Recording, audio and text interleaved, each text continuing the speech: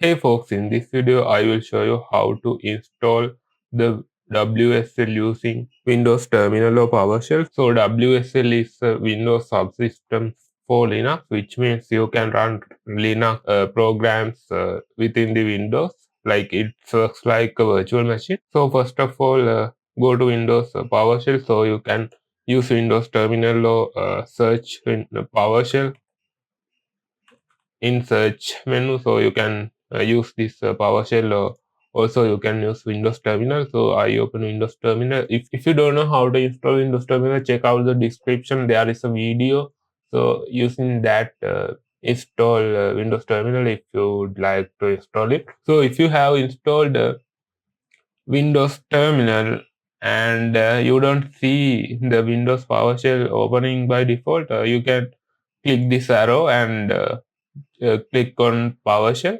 It will open the PowerShell. So after you open the Windows PowerShell, type WSL minus minus list minus minus online. So after that you type this command and enter. You will see all the listed Linux distros in the Microsoft stores under this info panel. So today I'm going to install Ubuntu 22.04, but if you would like to install another version, you can install that version as well.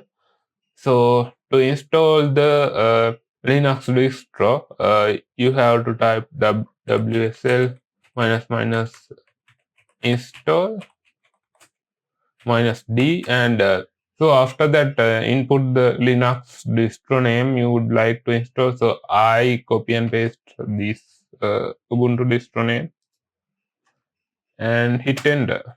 So as you can see, now it's begin to install the WSL in my machine. So if you find this video is helpful, make sure to like and subscribe the channel, and if you have any questions, comment below. I will try to help you.